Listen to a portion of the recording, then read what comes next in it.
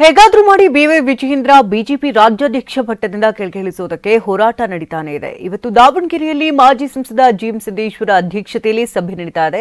ಅತ್ತ ಸಿಎಂ ವಿರುದ್ಧ ಇಡಿಗೂ ದೂರನ್ನ ನೀಡಲಾಗಿದೆ. ಸಿದ್ದರಾಮಯ್ಯ ಪರ ಕಾಂಗ್ರೆಸ್ ಶಾಸಕ ಬಲವಾಗಿ ನಿಂತುಕೊಂಡಿದ್ದಾರೆ. ಈ ಎಲ್ಲ ಸ್ಟೋರಿಗಳನ್ನು ನೋಡೋಣ ಸಮಗ್ರ ನ್ಯೂಸ್ ಟಾಪ್ ನಲ್ಲಿ. ಬಿಜೆಪಿಯಲ್ಲಿ ವಿಜಯೇಂದ್ರ ಹಠಾವು ಹೋರಾಟ ಹೆಚ್ಚುತ್ತಿದೆ. ಇವತ್ತು ದಾವಣಗೆರೆಯ ಜಿಎಂಐಟಿ ಕಾಲೇಜು ಅತಿಥಿ ಗೃಹದಲ್ಲಿ ಬಿಜೆಪಿ ನಾಯಕರ ಮಹತ್ವದ ಸಭೆ ನಡೆಯಲಿದೆ.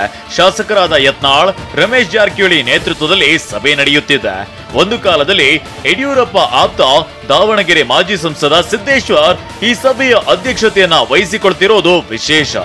ಸಭೆ ನಂತರ ನಾಯಕರು ಸುದ್ದಿಗೋಷ್ಠಿ ನಡೆಸಲಿದ್ದಾರೆ. ಕೆಲ ಹಾಲಿ ಮಾಜಿ ಶಾಸಕರು ಸಹ ಭಾಗಿಯಾಗುವ ಸಾಧ್ಯತೆ ಇದೆ.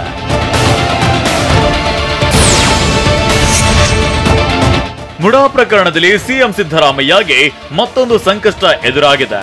ಸಿಎಂ ಸಿದ್ದರಾಮಯ್ಯ ವಿರುದ್ಧ ಸ್ನೇಹಮಯಿ ಕೃಷ್ಣ ಇಡಿಗೂ ದೂರು ನೀಡಿದ್ದಾರೆ. ಜಾರಿ ನಿರ್ದೇಶನಾಲಯದ ಬೆಂಗಳೂರು ನಿರ್ದೇಶಕರಿಗೆ ಇಮೇಲ್ ಹಾಗೂ 16 ಪುಟಗಳ ಪತ್ರ ಬರೆದಿರುವ ಅವರು ಮನಿ ಲ್ಯಾಂಡರಿಂಗ್ ಆಕ್ಟ್ ಮೂಲಕ ತನಿಖೆ ನಡೆಸುವಂತೆ ಆಗ್ರಹಿಸಿದ್ದಾರೆ. ಸಿಎಂ ಅಧಿಕಾರ ದುರ್ಬಳಕೆ ಮಾಡಿಕೊಂಡು ಅಕ್ರಮವಾಗಿ 14 ನಿವೇಶನ ಪಡೆದಿದ್ದಾರೆ ಅಂತ ಆಪಾದಿಸಿದ್ದಾರೆ.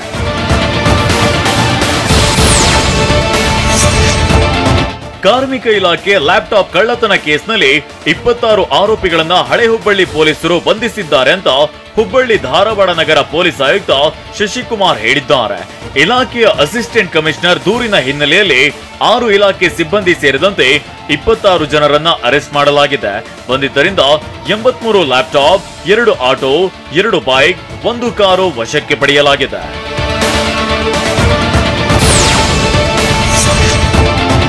ಚುನಾವಣಾ ಬಾಂಡ್ಗಳ ಮೂಲಕ ಸುಲಿಗೆ ಆರೋಪ ಕೇಸ್ಗೆ ಸಂಬಂಧಿಸಿದಂತೆ ಬಿಜೆಪಿ ಎಂಎಲ್ಸಿ ಸಿಟಿ ರವಿ ಪ್ರತಿಕ್ರಿಯಿಸಿದ್ದಾರೆ. ಚಿಕ್ಕಮಗಳೂರಿನಲ್ಲಿ ಮಾತನಾಡಿದ ಅವರು, ಹಿಂದೆ ಕದ್ದು ಮುಚ್ಚಿ ಸೂಟ್ ಕೇಸ್ನಲ್ಲಿ ತೆಗೆದುಕೊಳ್ತಿದ್ರು, ಕದ್ದು ಮುಚ್ಚಿ ಮಾಡಿಲ್ಲ, ನಿಯಮದ ಪ್ರಕಾರ ಮಾಡಿದ್ದಾರೆ. ಇದಕ್ಕೆ ಎಲ್ಲಿ ಉತ್ತರ ಕೊಡಬೇಕು ಅಲ್ಲಿ ಕೊಡ್ತೇವೆ ಅಂತ ಹೇಳಿದ್ದಾರೆ.